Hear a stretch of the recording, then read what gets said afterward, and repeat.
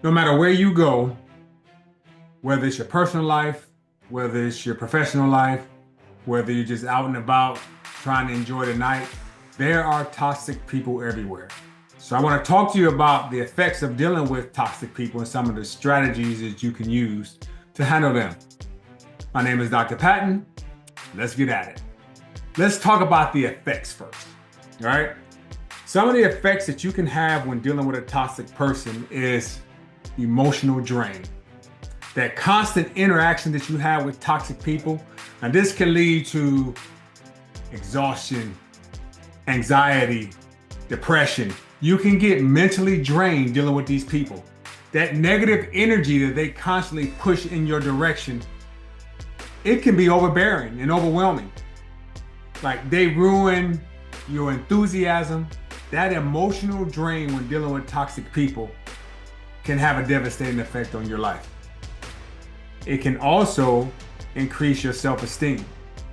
Now, these individuals, as I mentioned in another video, often engage in some sort of manipulation. They also criticize, gaslighting, which can undermine your confidence and your self-worth over time.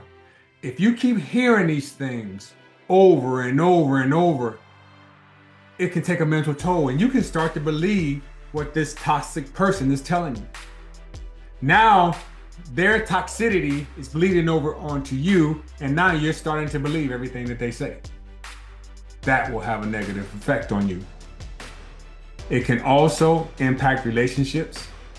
Now, it can spill over to other relationships. Like if you are in one in your personal life, it will spill over in most cases. It can cause you to lose friends. It can put a strain on your relationship. It can cause you to separate from family. Or family might not want to be bothered with you if you're constantly engaging or interacting with this individual. It can also affect your individuals at work. Now, you may become irritable, don't even realize it, or withdrawn because you're not the person that you used to be. Dealing with a toxic person makes you become somebody else, and that will mess up your mental health. So it does have an impact on relationship. But it also can cause stress and health issues. Now, that is something that's very important that you need to pay attention to. So if you have prolonged exposure to toxic behavior, it can lead to elevated stress.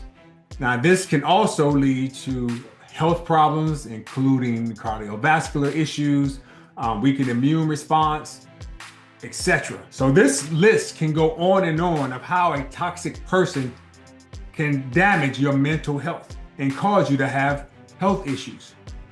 Have you ever seen someone that you know that's in a relationship with a toxic person? How they're unstable, they're always sick, they're having health issues. That could be the root of their problem right there. Now, I get it, some people don't want to hear the truth, but if you're close to that person, you might want to let them know. Sometimes the truth hurts, whether you like it or not, you need to hear it. If you can't deal with it, get over it. It is what it is. But it also can disrupt focus and productivity. Now, these toxic interactions, they can distract and disrupt your personal and professional goals. Now, this can lead to a decrease in productivity.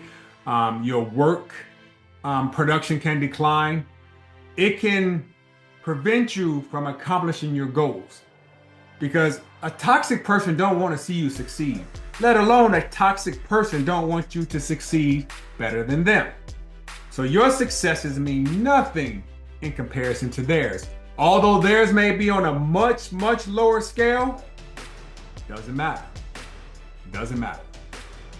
So now that we talked about the effects, so I want to highlight some of the strategies that you can use when you handling a toxic person. Now, I know sometimes once they're in your life, it's hard to get them out, but your mind has to be stronger than their mind. It's a battle of wills, and you have to have the mindset that you will not lose. So what are some strategies? First thing you got to do, you got to set those boundaries, right? Clear, define the behaviors that you will and will not tolerate. Sometimes you got to make those known up front. You got to communicate your boundaries assertively, and you got to stick to them. There's no bending, there's no folding, none of that. You have to stick to your boundaries because If you start to give, you give a little, then you're starting to give a little more, and you're starting to get a little more, and now you no longer have boundaries. So set those boundaries and stick to them. Also, limit your interaction. I don't hang around toxic people. If I know they're that person, that's their behavior, I want no part of it. So if it's possible, then I get it. Sometimes it's family members, loved ones, the person in your household. I get it. So you got to reduce that amount of time that you spend with these individuals, and I get it. Sometimes they're unavoidable, i.e. again, coworkers, they live in the house. So you got to keep your interactions to certain individuals, if you can control it, brief, and you got to stay focused. Don't go down a rabbit hole and start to have conversations that make you uncomfortable. Keep it brief, simple, straight to the point, and keep it moving. So limit your interaction. That will only help you in the long run. One thing that is important that you need to remember, you have to practice self-care. Now you engage in certain activities that promote well-being, such as exercise. Like I like to exercise to start off my day. Some people like to meditate, do yoga. Find a hobby where you can decompress. You have to prioritize your self-care. You cannot neglect your self-care. When someone is toxic and sucking the life out of you, you don't practice self-care as much because in your mind, you don't have the energy for it because now that's draining, but you have to find a happy place where you can kind of decompress, recharge, and maintain your resilience. Because if you don't, they are going to consume your life from top to bottom.